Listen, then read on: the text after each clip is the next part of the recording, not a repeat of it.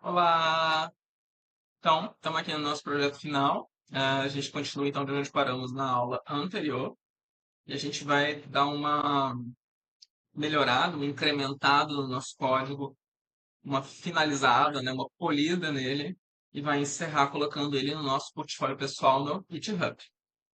Para vocês não estão conseguindo acompanhar, eu recomendo ver as aulas de novo e tirar dúvidas lá no nosso grupo ou, enfim, de alguma outra forma que vocês tenham acesso aqui através do Diversifica Dev.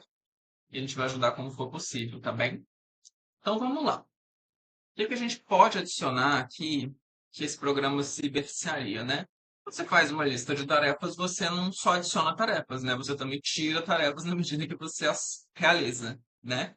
Então, como a gente poderia fazer isso? Através de uma função de eliminar uma tarefa.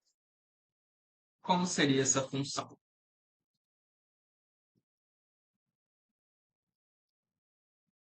Para você deletar uma tarefa, você vai precisar de receber a lista de tarefas, que é de onde a tarefa vai ser eliminada, e vai ter que receber qual tarefa vai ser eliminada. Tem dois jeitos de fazer isso que a gente viu lá na nossa aula sobre listas, né? A gente pode usar tanto o remove quanto o pop. Aqui a gente vai usar o pop, que o usuário precisa passar só um número, tá?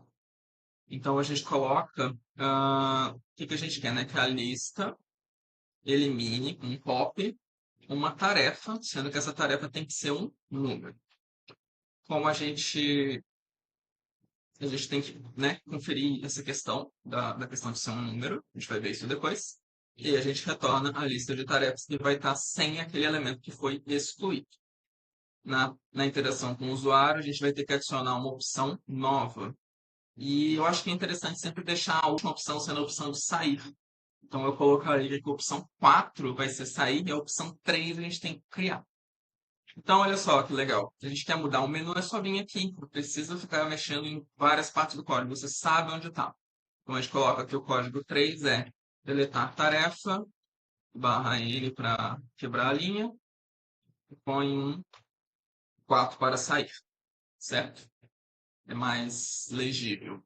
Disse várias e várias vezes, estou até me repetindo muito aqui, né?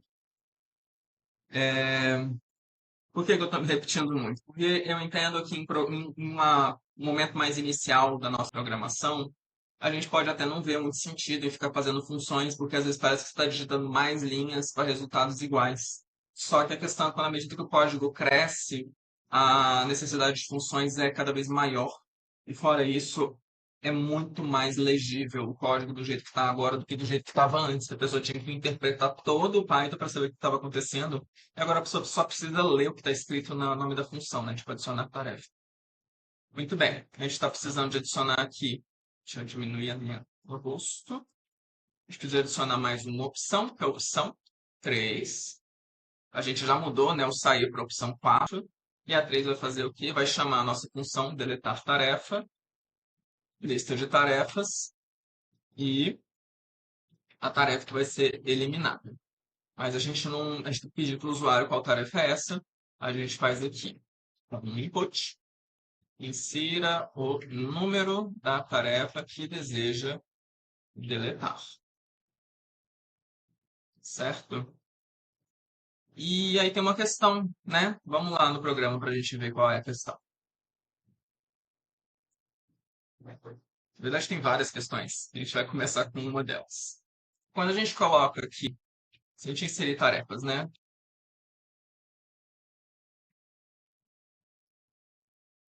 E listar, a gente não tem números, né? Então, assim, claro, com duas tá fácil, mas se tiver dezenas de tarefas aqui, fica um pouco chato só ficar contando. Então é legal a gente, na exibição da lista, mostrar os números delas, né? Então, se a gente vier aqui no listar tarefas, como a gente poderia fazer essa exibição? Tem várias possibilidades. Eu vou mostrar aqui uma que é só com a lógica de programação do que a gente aprendeu até agora, e a outra vai ser uma função nova que pode ser interessante de vocês saberem.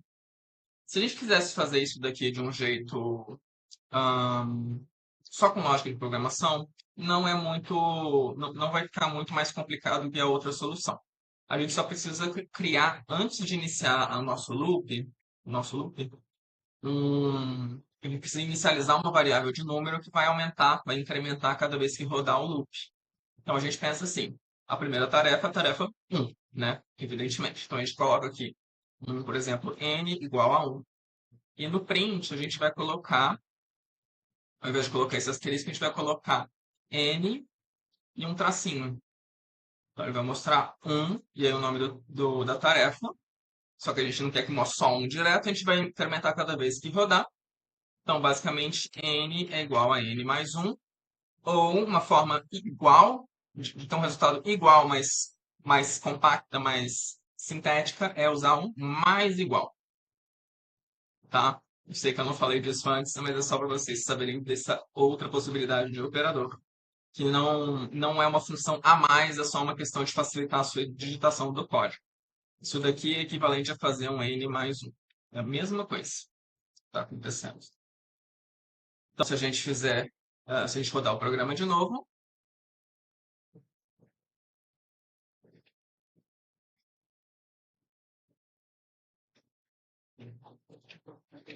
inserir nova tarefa,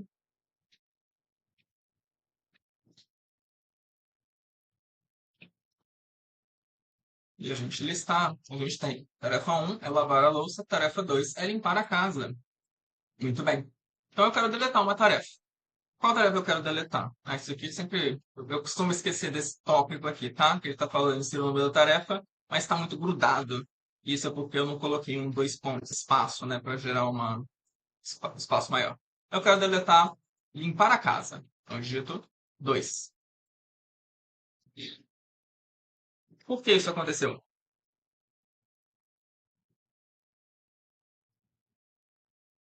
É uma string, né? A gente está recebendo uma string, mas para a gente eliminar um número de tarefa, a gente precisa que ele seja um int. Então, a forma mais simples de fazer isso, que também vai ter outras questões que a gente vai ver depois, é a gente alterar aqui a nossa recepção dessa variável para um int. A gente pode tanto colocar aqui int, abre e fecha parênteses, isso funcionaria, como aqui, um int tarefa, certo? Ou até, enfim, pode fazer separado também, tarefa igual a int, desculpa, int tarefa. Vou deixar assim que acho que está um pouco mais explícito, mas dá para fazer dos outros jeitos que são mais compactos. Então, rodemos de novo o nosso programa. E a gente vai descobrindo erros, né? A gente vai descobrindo o que dá para melhorar no programa para evitar que o usuário quebre o programa ou simplesmente faça algo errado. Então, agora, se eu colocar as tarefas, beleza? Quero deletar uma tarefa, tarefa 2. Que é limpar a casa, né? Tarefa 2 é limpar a casa.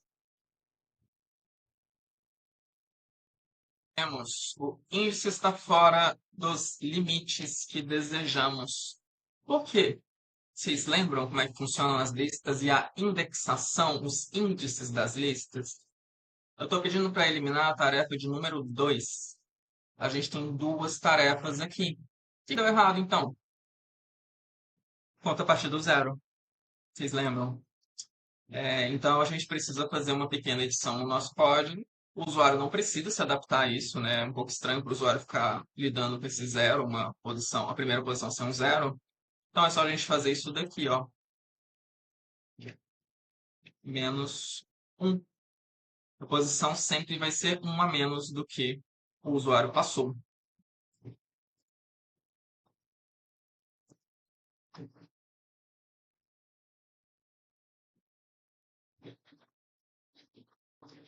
Agora,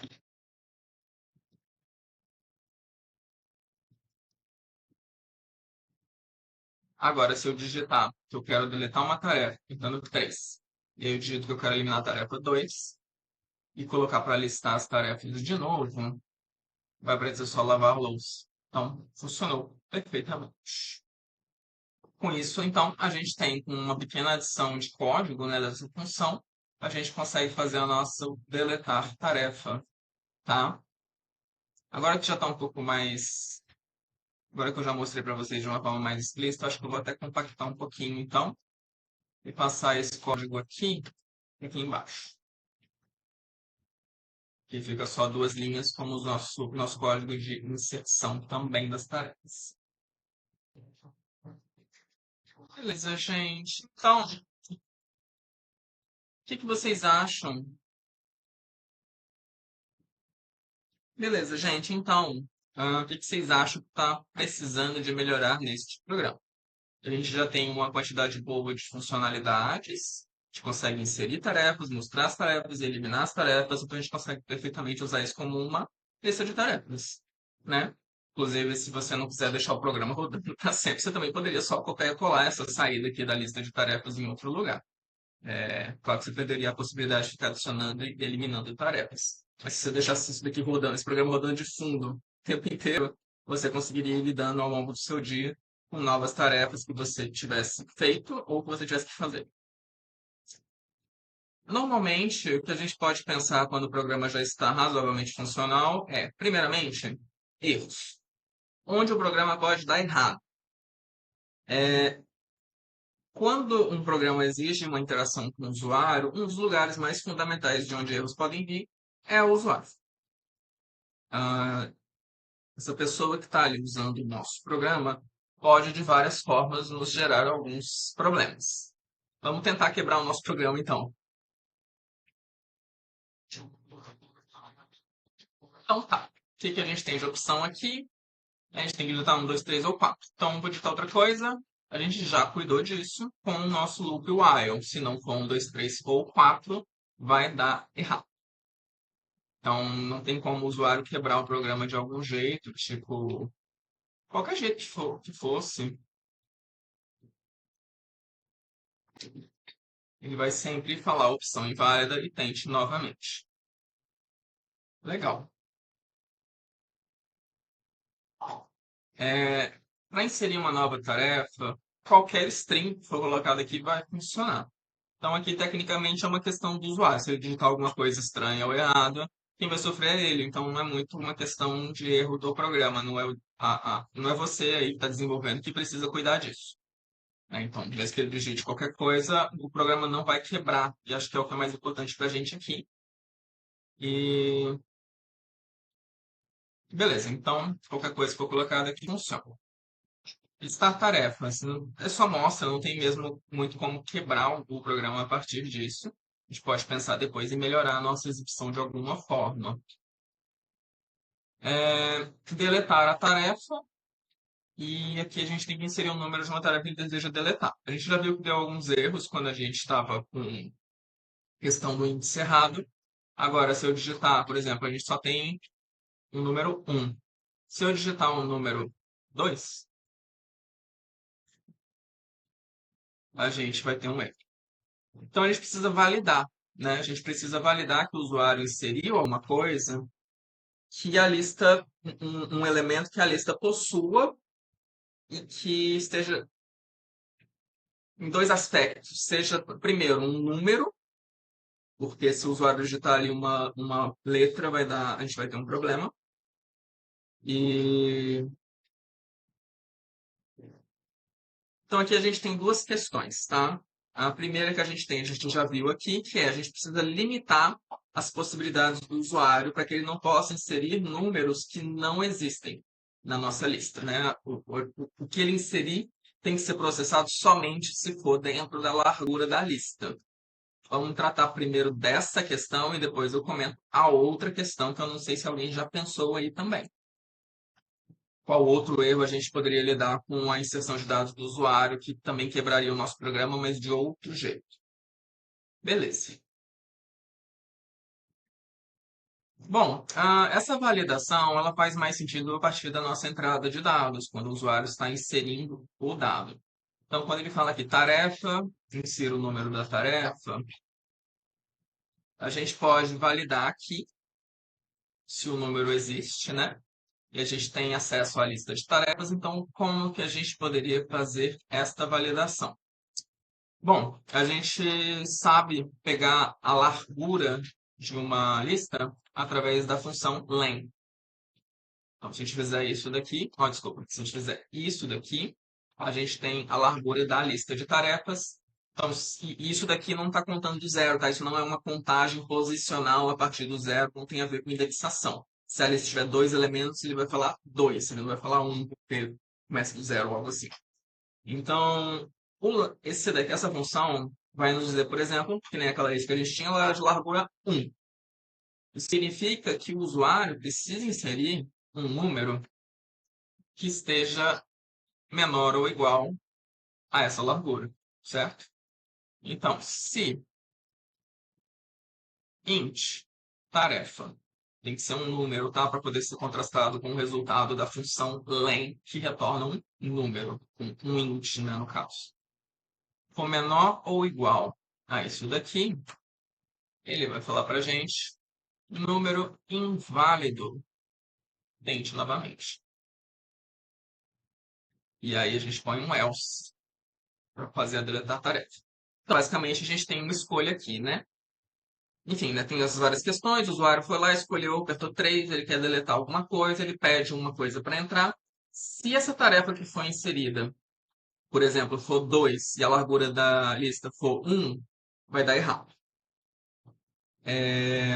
Isso daqui é sempre bom conferir se a gente não está precisando fazer alguma adaptação da indexação, que nem a gente fez lá em cima, que a gente está fazendo um menos um, porque a posição 1 é do item 2 da lista, sabe? Que eu já falei várias vezes. Então, se a gente tem, né, a tarefa, ela for a tarefa 1 e a lista tiver um elemento, tá tudo certo, né? A gente não tem nenhum problema.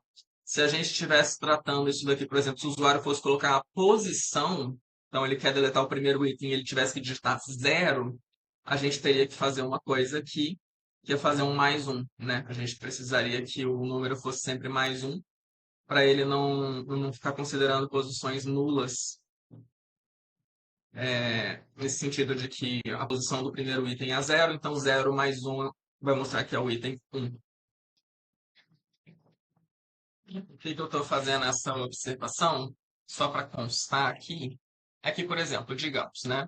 Se a gente tem uma lista de dois elementos, o usuário pede para eliminar o item da posição 2. A posição 2 em código Python é o terceiro item. Então, se o seu programa estiver considerando a posição a partir da indexação do Python, que seria isso daqui, basicamente, vai dar erro, porque a lista só tem dois itens. Então, você nunca vai conseguir acessar o terceiro item da lista, ele vai sempre falar que é impossível porque o número é inválido. No nosso caso, isso não é um problema, porque a gente já está fazendo essa conversão é, na própria exibição da lista, né? Quando a gente exibe a lista, na nossa função listar tarefas, a gente já fez aqui começar do primeiro número, ele não está começando do zero, bem? Então, salvo essa divagação aqui, espero não ter confundido ninguém, porque isso nem é o que está acontecendo, mas que eu achei fundamental falar, porque é muito normal a gente fazer ter essa questão das listas, a indexação entrar em conflito com a largura da lista, porque a largura ela não considera a partir do zero, a indexação considera. Tá bom? Se quiserem, eu explico mais sobre isso em outra ocasião. Ou me chamem. Muito bem.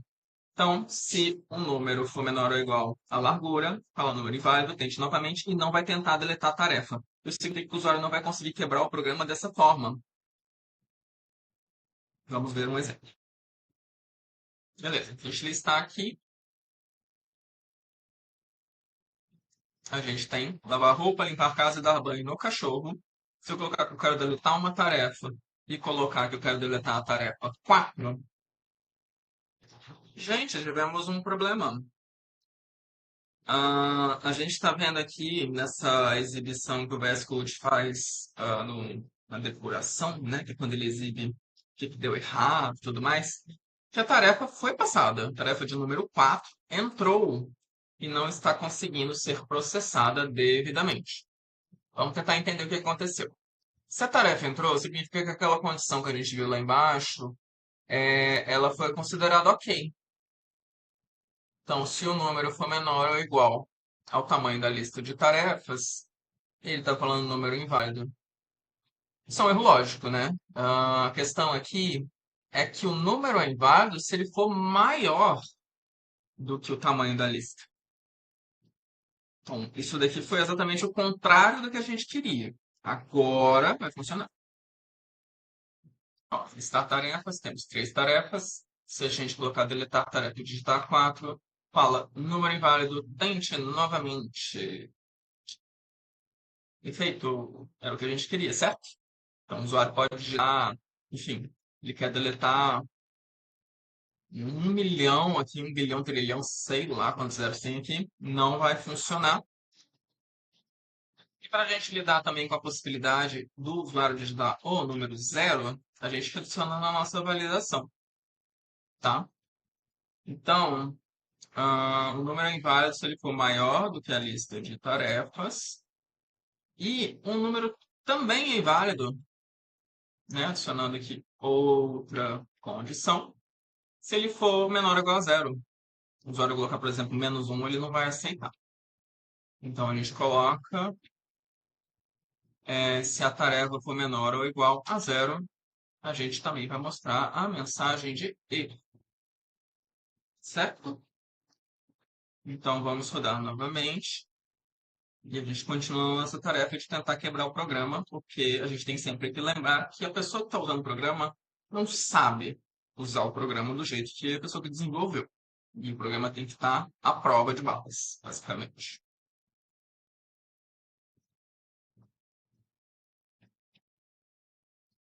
Ó, se eu digitar zero, não, pera, se eu deletar a tarefa e digitar zero, número inválido. Tente novamente. Se eu digitar 1000, número inválido, tente novamente.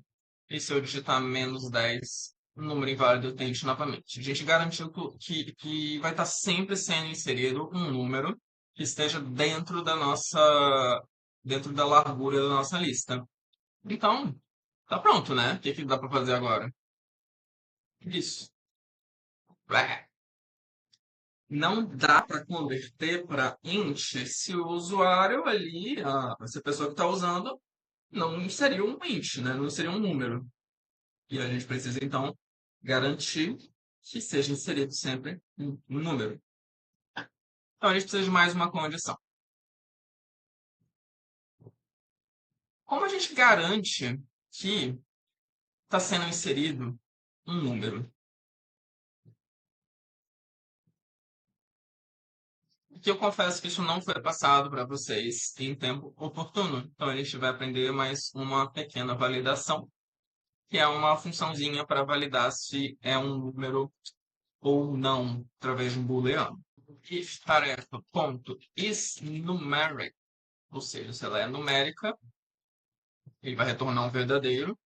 Então, se a gente quer que seja que isso só tenhamos erro, se der falso, a gente coloca aqui no início um not. Então, se a tarefa não for numérica, é basicamente o que a gente está fazendo aqui, a gente fala, pode ser a mesma mensagem de erro, seja, e aqui a gente muda para um elif. Basicamente, então a gente tem uma estrutura condicional com quatro opções, sendo que a primeira que vai ver é se é um número. Se for um número, a gente vê se o número está ali dentro da lista, se não é maior do que a largura da lista, ou se e depois se não é menor do que ou igual a zero, né? Porque o número tem que ser a partir de um. E se tudo der certo, vai deletar a tarefa. Certo? Vamos testar mais uma vez. Se eu vier aqui em listar tarefas, a gente tem duas. Se eu colocar deletar tarefa e digitar letras, o número inválido tente novamente. Tá? É, bom, então aqui a gente já viu as possibilidades de erro que o sistema pode ter. A última opção ali, que era a única que a gente não olhou, é só sair, então não tem muito como errar. Agora a gente pode fazer aquela polida no programa para ele ficar mais bonitinho, né?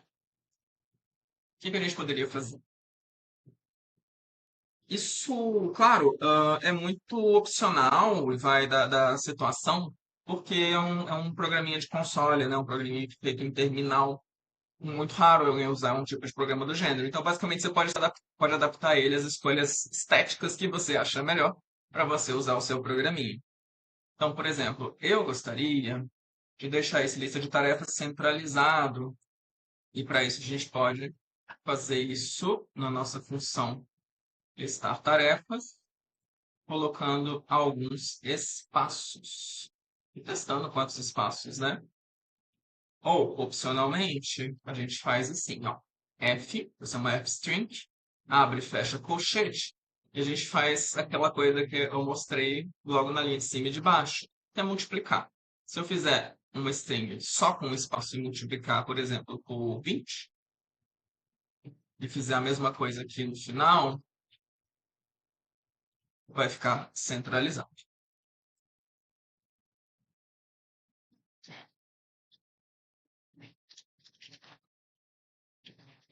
Agora, se eu listar as tarefas, está um pouco mais centralizado. A gente pode fazer uma pequena alteraçãozinha para tentar deixar um pouquinho mais centralizado e vai ajeitando na medida em que achar adequado, certo?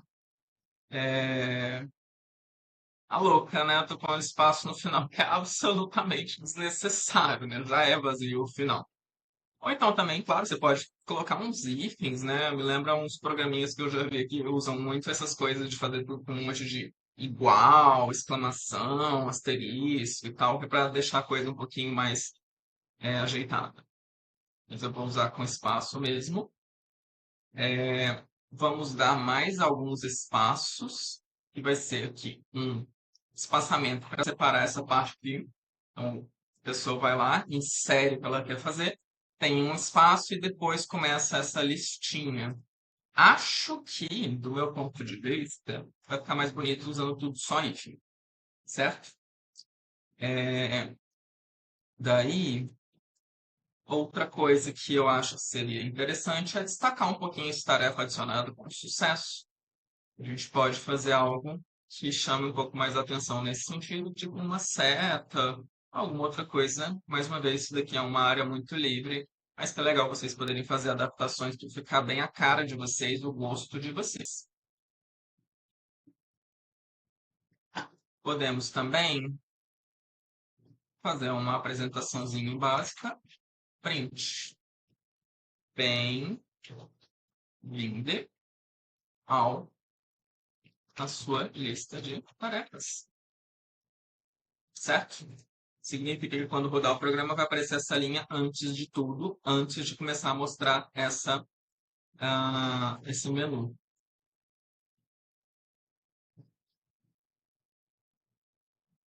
Bem, vou também adicionar aqui isso daqui para separar um pouco.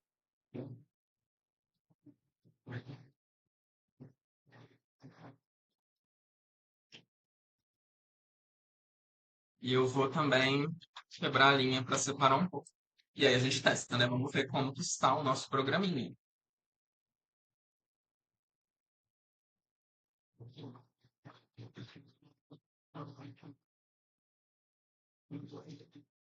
Envie a sua lista de tarefas. E aí você vem aqui, escolha uma opção, inserir nova tarefa. Quero inserir. Tarefa adicionada com sucesso. Dá dois espaços e escolha uma opção. Eu acabei de chegar à ideia de que eu prefiro também transformar isso em algo um pouquinho mais tabelado.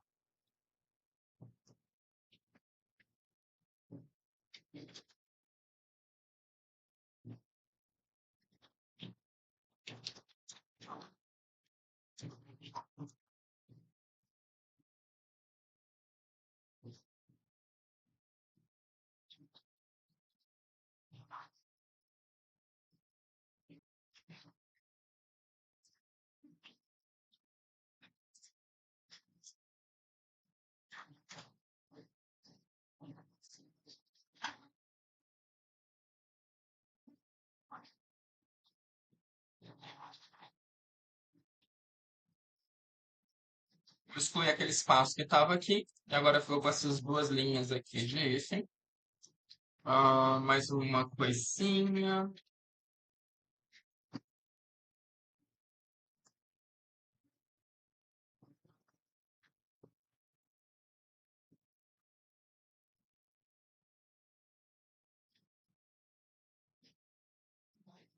acho que fica um pouquinho mais bonitinho, um pouquinho mais organizado. Então, eu sei quais são as opções. Eu posso digitar aqui sem muita dificuldade quais são as nossas tarefas.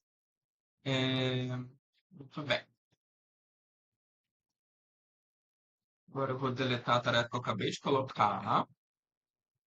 E o que acontece se a gente listar tarefas sem nenhuma tarefa registrada? Nada. Ele mostra uma lista vazia. Perfeito. Não está quebrando o programa. Eu tinha esquecido de ver essa possibilidade. Legal. Então a gente tem. ah,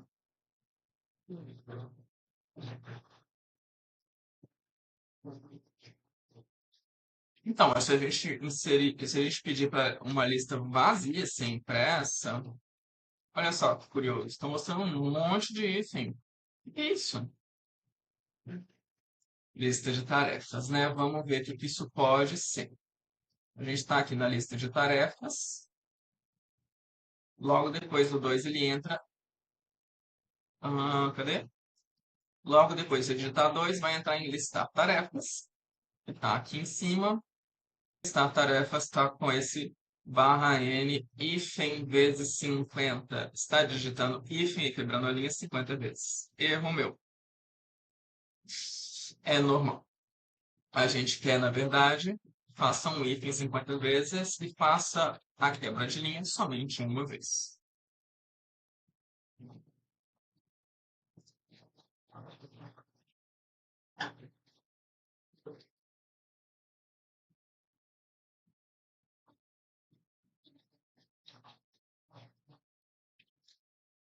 Perfeito. Uma lista vazia.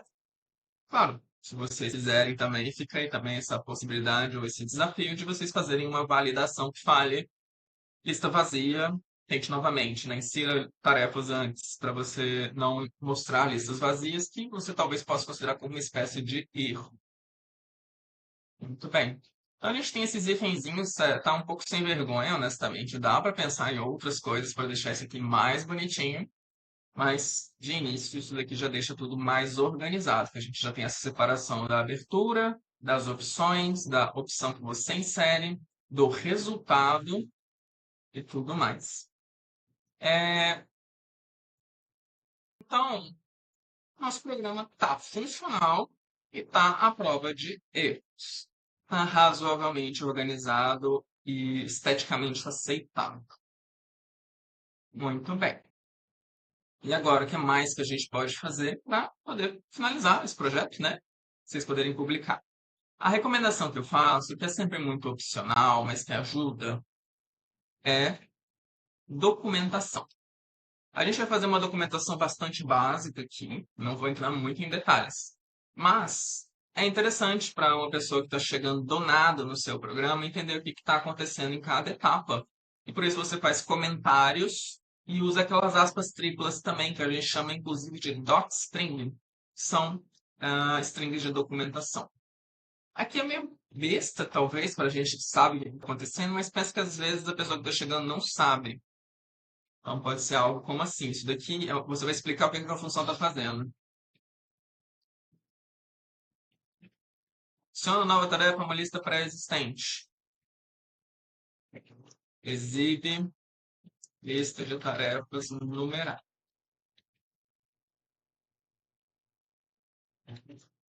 Eu copiei.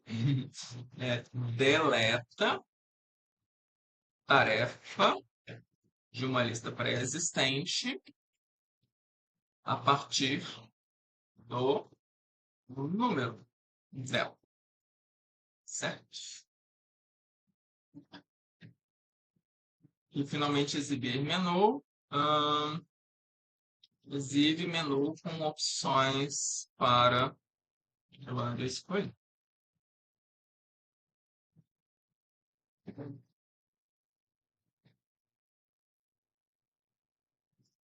Aí dá para fazer alguns comentários básicos, tipo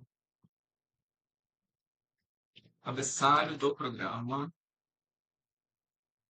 inicialização de variáveis, loop principal,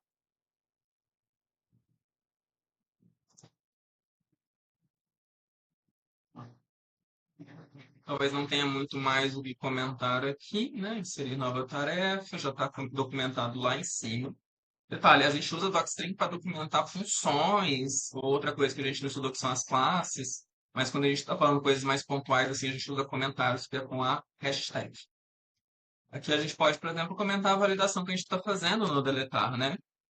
A validação verifica se o valor é numérico, se é menor do que o limite da lista e se é maior do que zero, certo? Um detalhe interessante aqui que a gente não teve que lidar é que se a gente tentar fazer essa conversão para int em algo que não é um número, quebra o programa. Mas como a gente está verificando aqui em cima se é numérico e se não é numérico, e se não for numérico, ele já vai sair, porque né, ele valida através dessa estrutura condicional. A estrutura condicional vai olhar só se uma das condições é verdadeiras. Se essa condição aqui está correta, né, se não é um número, ele nem entra nas outras. Então, ele não tenta fazer uma conversão de tipo que seria impossível. Então, não quebra o programa. Senão, a gente teria que fazer algumas outras coisas para o programa funcionar corretamente. Então, está explicado. A opção 4 é só para sair. E acabou. Então, está documentado. Vamos para o GitHub. Finalmente! Yay! Estamos na nossa página inicial. Entra aqui no seu repositórios. Vamos criar um repositório novo. Pode ser aqui. Pode ser aqui em cima também, que já estava na página inicial, né? Um novo repositório. E aí, vocês podem colocar como projeto final algo do gênero, mas se desejarem, pode colocar logo o que isso faz, né? Que fica um pouco mais fácil de interpretar para alguém que não conhece, que não sabe que você estava fazendo um curso, né? Coloca é, algo como lista de tarefas, por exemplo. Lista de tarefas feita para console Python. Porque tem Python para console, né? Parece um pouco é, ambíguo. Adicionar um readme e pronto, está ótimo.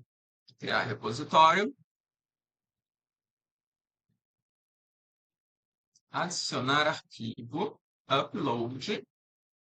E vocês caçam lá onde está o diretório que está o arquivo de vocês. Ou clicam aqui com o botão direito, tá? Revelar no explorador de arquivos, se vocês não souberem onde está. Eu gosto de colocar um commit inicial, tá? Porque não tem alterações, né? É a primeira vez que você colocou algo. Não é algo muito importante nesse caso, que é um projeto pequeno, mas é legal ter uma boa orientação ali. Projeto final, tá aqui. Muito arrumadinho, muito organizadinho, para que a pessoa que chega para ver seu portfólio saiba que você sabe fazer código limpo, bonito, eficiente, legível. Isso é importante. E você pode, para finalizar, fazer o seu README bonitinho, né? Clicando aqui em cima em editar e fazendo, então, primeiro editando o título, né? Lista de tarefas. E explica o que se trata. Este projeto foi desenvolvido no final do curso Diversifica Dev e trata-se de uma lista de tarefas totalmente funcional feita em Python. Pode ser executada via console. É possível adicionar tarefas, eliminar tarefas e listá-las apropriadamente, podendo ser usada no seu cotidiano sem dificuldade.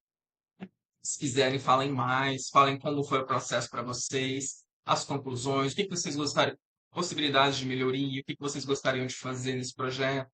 Ou se quiserem fazer melhorias e comentar elas aqui também no README, ou deixar mais bonitinho de algum jeito, colocar imagens, colocar GIFs, tá? Façam isso, vai ficar bem legal. Para finalizar, a gente clica aqui em cima no Commit Changes, o update do README, ele já vem automático e fala adicionadas características básicas do projeto. Por exemplo, commit.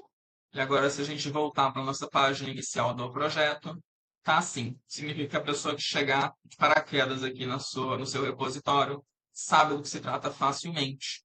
E, claro, você pode, mais uma vez, colocar uma imagem, por exemplo, um print do projeto funcionando, por exemplo, e a pessoa tem acesso ao projeto aqui, clicando em projeto final.py. Certo? Gente, foi um prazer acompanhar vocês, assim, mesmo que virtualmente, ou seja, temporalmente deslocada de vocês, né?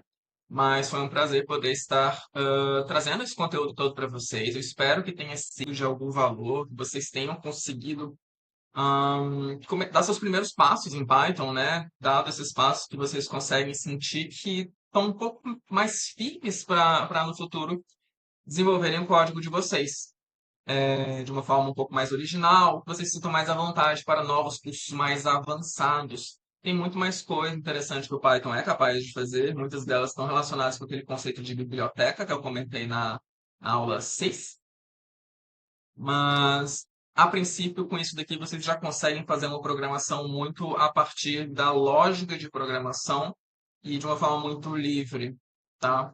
Para vocês mexerem com biblioteca, vocês vão ter que aprender a mexer com cada biblioteca, então tem que fazer a documentação que a gente comentou lá na aula. Mas eu espero que tenha sido uma boa primeira aproximação, espero que vocês tenham conseguido realizar o projeto e não deixem de tirar dúvidas, não deixem de praticar e vamos para frente, vamos ver esse portfólio crescer. Quem quiser seguir essa área, que eu espero que consiga ter muito sucesso nesse caminho, continuem aí programando e gerando soluções que sejam interessantes para vocês, para as pessoas à volta de vocês. Pensem, por exemplo, o que que você acha que uma pessoa que você conhece poderia gostar de ter um programinha para, e como você pode facilitar a vida de pessoas que estão próximas de você.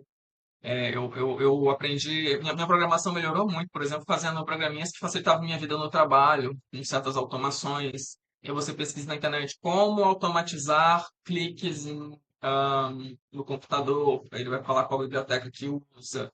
Ou usa, por exemplo, usem um ChatGPT ou DeepSeek da vida, que também vai falar quais bibliotecas são úteis. Claro que tem lá as suas alucinações, né, os erros da inteligência artificial, mas no geral, para a programação, ela é bastante eficiente. E mesmo e aí vocês usem como fonte de estudo, né? Vejam o que que a IA está falando e tentem entender a lógica daquilo, para vocês terem uma liberdade maior, para não ficarem só dependendo do que uma IA falar. Vocês consigam fazer código do zero, para que vocês consigam, inclusive, ver se o código que a IA está fazendo não é um código bom, é o que vocês desejam, se der erro, onde está esse erro. Tá? Isso é bastante importante, não dá só para pedir para a IA fazer um programa completo para você, porque muitas vezes você vai se sentir um pouco sem chão se der algo errado, né? Às vezes funciona, né? Programas mais básicos, uma IA consegue fazer funcionar perfeitamente bem. Mas é legal ter essa liberdade que vocês não vão ter se vocês só copiarem e colarem, né? Então, digitem, pratiquem, façam exercícios, façam projetos para vocês, para vida pessoal, vida profissional, para colegas, enfim. Usem o Python, né? Usem o Python porque está aí para ajudar a gente e é muito útil para todo mundo que precisa mexer com o computador, basicamente. É isso. Foi um prazer e espero ver vocês de novo em breve.